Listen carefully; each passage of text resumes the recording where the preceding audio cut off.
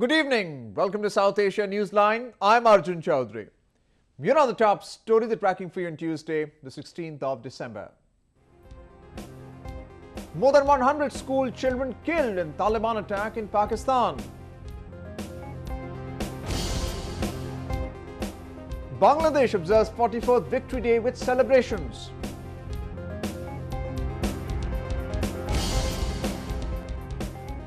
And former Indian Prime Minister Manmohan Singh to be quizzed on coal scam.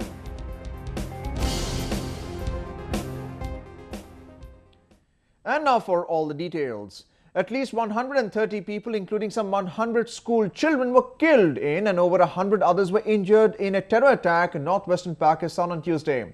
The Tehreek-e-Taliban or TTP has claimed responsibility for the brazen attack on a school. At least 5 heavily armed gunmen dressed in military uniforms stormed into an army-run school in Peshawar and opened fire at students and teachers on Tuesday. The militants also took nearly 500 students as hostage while they opened fire at security forces. A number of loud explosions were also reported from the compound. Injured, including children, are being treated at various hospitals in the city.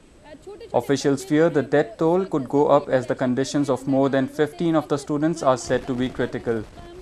Eyewitnesses said there were at least half a dozen heavily armed men inside the school compound. हमने देखा वहाँ पे firing start हो गई, हम वहाँ से भाग गए, अपने अपने क्लास में गए और यहाँ 9-10 की जो है कोई पार्टी वगैरह हो रही थी अंदर, तो क्लासों में बच्चे कम थे, ऊपर फर्स्ट ईयर सेकंड ईयर के पेपर थे, वो बैठे हुए थे, तो 6-7 बंदे थे, हमने देख लिया, वहाँ से भाग गए और वो एक एक क्लास में जा रहे थे और बच्चों को मार रहे थे. Rescued students recall their horrifying experience. जैसे ही फायरिंग स्टार्ट हुई, हमारी मैम ने हमारे सर नीचे करवा के हमें एक कोने में बिठा दिया. 1 घंटे के बाद जब फायरिंग वगैरह थोड़ी हल्की हुई तो आर्मी वाले आए, हमें रेस्क्यू किया. लेकिन जैसे हम बाहर निकले तो वहाँ पे हमने देखा कि रस्तों में, कॉरिडोर्स में हमारे दोस्त शहीद पड़े थे, उनको गोलियां लगी हुई थी, किसी को 3, किसी को 4, खून उनका बहा हुआ था. Pakistan Prime Minister Nawaz Sharif, who condemned the brutal attack, said he will personally monitor the operation. The Taliban, which claimed responsibility for one of the biggest terror attacks the country has witnessed, said it was revenge for the ongoing operation Zarb-e-Azb in Waziristan. The militia, which has been fighting for nearly a decade to overthrow the Pakistan government and establish Islamic rule in the country, is facing a crackdown in its strongholds. The army had claimed that nearly 1,500 terrorists have been eliminated so far, and the TTP had lost its ability to strike back. An Indian court on Tuesday asked Central Bureau of Investigation or CBI to record the statement of former Prime Minister Manmohan Singh in the coal scam case. Refusing the closure report filed by the CBI, the court questioned why Singh, who then had the charge of coal ministry, was not inquired. The coal scam, also referred to as Coal Gate, relates to allocation of coal blocks to private companies during the period 2004 to 2009 under the previous United Progressive Alliance government. The state auditor had said the allocation had caused a loss of $170 billion to the exchequer. The Narendra Modi government had in September cancelled the allocation of 214 coal blocks by the previous regime. Bangladesh on Tuesday marked Victory Day, or the 43rd year of its formation. Bangladesh, then known as East Pakistan, became independent from West Pakistan on December 16, 1971. Jubilation was in the air all across Bangladesh on Tuesday as the country commemorated Victory Day with much celebration. The day marked the surrender of a nearly 92,000-strong Pakistan army to the joint forces of Indian Army and Bangladesh in 1971. Residents of capital Dhaka took out processions holding national flags to mark the big day. The official celebrations were attended by Bangladesh President Abdul Hamid and Prime Minister Sheikh Hasina. Prime Minister Hasina also offered prayers and laid wreath at the National Memorial Monument. She also paid tribute to the country's founding father, Sheikh Mujibur Rahman. As part of the celebration, a special event was also held in Dhaka to honor female freedom fighters who fought in the Liberation War.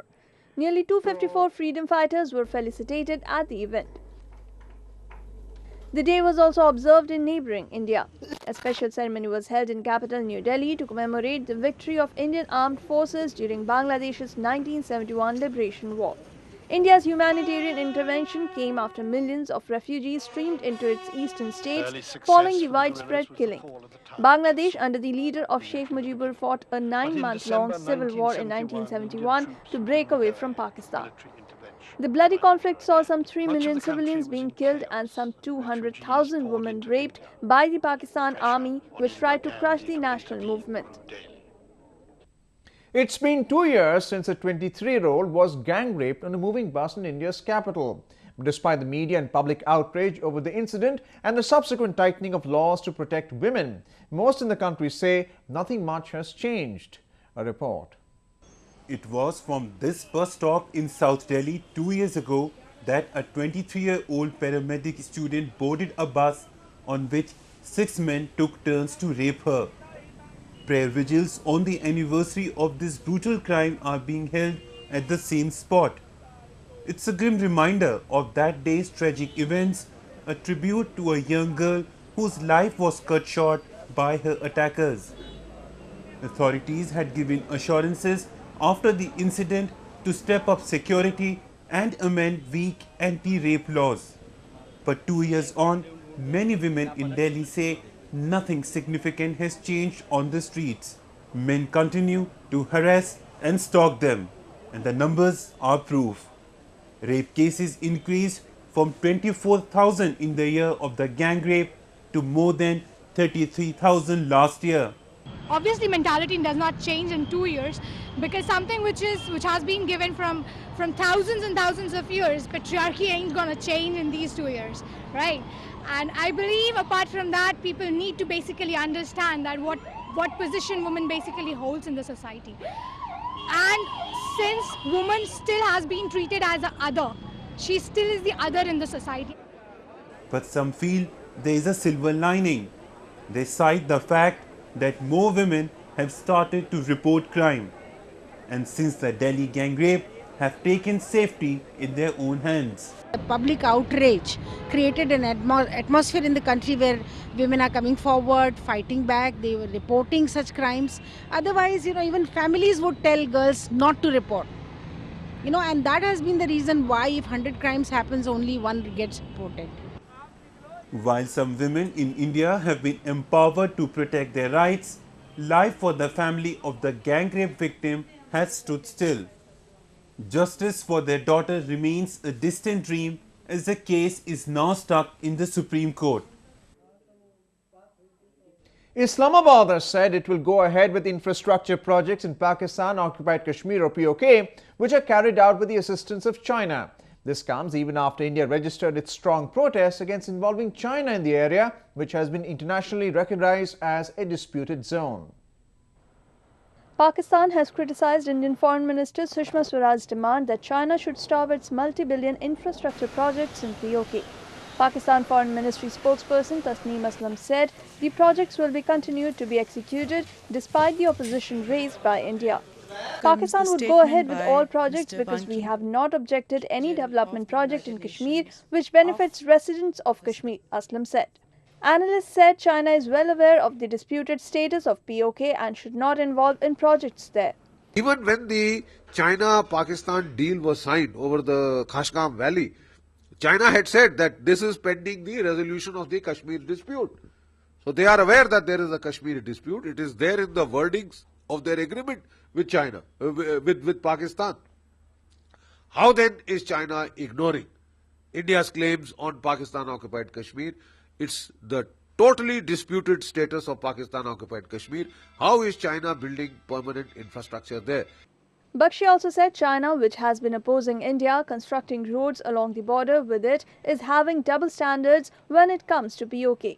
China has been making such a song and dance about the fact that, India should not construct roads in Arunachal Pradesh and in Ladakh and other places.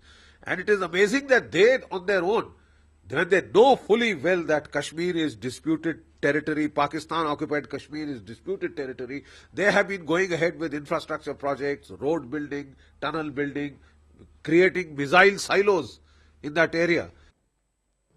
Beijing is involved in a number of key infrastructure projects in the area, including a China-Pakistan economic corridor in POK. It is also involved in the Neelam-Jhelum hydropower project, which is expected to add a 969 megawatt electricity to power-strapped Pakistan. The dam, being built in a seismically active zone, has so far inundated many villages and farmlands, while thousands of locals have been forced out of the region to create catchment areas. Sri Lankan government has said it will invite at least 100 international monitors to observe the upcoming presidential poll in the country. Lankan President Mahinda Rajapaksa said observers from South Asian Election Monitoring Forum, South Asian Election Monitoring Association, Commonwealth Asian Election Monitoring Network and from European Election Monitoring Association will be invited. They've been allowed in the country from later this month. The island nation will be voting on 8th of January to elect the next president, nearly 2 years ahead of the schedule after snap polls were announced last month. Incumbent President Rajapaksa is seeking a third consecutive term in office in the polls. China is pledged to help in the reconstruction of war-torn Afghanistan. The promise was made in a meeting between Afghan Chief Executive Officer Abdullah and Chinese Premier Li Keqiang. Afghan Chief Executive Abdullah met Chinese Premier Li Keqiang in Kazakhstan capital Astana on Monday in the sidelines of the 13th Shanghai Cooperation Organization Prime Ministers meeting to discuss the future of the Beijing's role in the country. China, during the meet, vowed to support Afghanistan in its reconstruction, national reconciliation and people's livelihood improvement. Keqiang said China is also ready to send a working group to discuss the infrastructure development plan of the war-torn Afghanistan. Abdullah, on the other hand, appreciated China's consistent contribution in the peace and reconciliation process in Afghanistan. The two leaders also pledged to work together on various bilateral issues, including regional peace and security between the two neighbors. China is currently involved in a number of infrastructure and mining projects in Afghanistan. The world recognized its fight for child rights with the Nobel Peace Prize. Take a look at how Nobel laureate Kailash Satyarthi was given a hero's welcome in his home on his return after receiving the global honor. A mood of elation and joy prevailed in India's central Madhya Pradesh as Nobel Peace Prize winner Kailash Satyarthi returned to his hometown on Wednesday. Amid traditional flowers and garland welcome, the whole city of Vidisha came alive as thousands flocked the railway station to receive Satyarthi. Taking inspiration from Satyarthi, locals thanked him for his brilliant campaign against child labour. जो हमारे सत्यार्थी जी हैं, हम उनके लिए आज बहुत सम्मान से यहाँ पे सब एकत्रित हुए क्योंकि उन्होंने हमारे लिए, हमारे छोटे भाई बहनों के लिए इतना अच्छा आंदोलन चलाया है जिसके लिए कि हमें सबको सीख मिलती है कि हमें भी इस तरह से कुछ भी ऐसा काम करना चाहिए जिससे हमें लोग याद करें. Meanwhile, Satyarthi's friends and family members also expressed great happiness over Satyarthi's first visit to his hometown. पहली बार आ रहे हैं तो सारे विदिशा में जगह जगह तोरण बंधे हुए हैं और सभी लोग बहुत ही ज्यादा उत्साहित हैं उनको देखने के लिए और हम लोग भी सारे परिवार के इसीलिए इकट्ठे हुए हैं कि हम उसको पहली बार उसे बहुत ही हमारे मन में ऐसा लग रहा है कि उसको कैसे एकदम देख लें. हम इतनी देर से उससे खड़े हुए हैं. Satyarthi was honoured with the prestigious Nobel Peace Prize 2014 along with Pakistani women's education activist Malala Yousafzai last week. 60-year-old Satyarthi was recognized for his fight against child labour in India. Satyarthi, who led a persistent campaign through his non-governmental to rescue children from bonded labour for decades, had so far maintained a low profile even in his home country. Well, that's the way it was in South Asia this evening. Before we conclude the top stories once again. More than 100 school children killed in Taliban attack in Pakistan.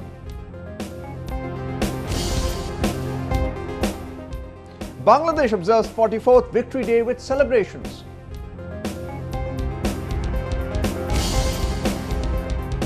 And former Indian Prime Minister Manmohan Singh to be quizzed on coal scam.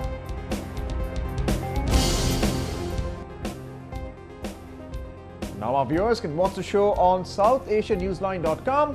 You can also visit us on Facebook.com/SAsiaNewsline and follow us on Twitter at SAsiaNewsline.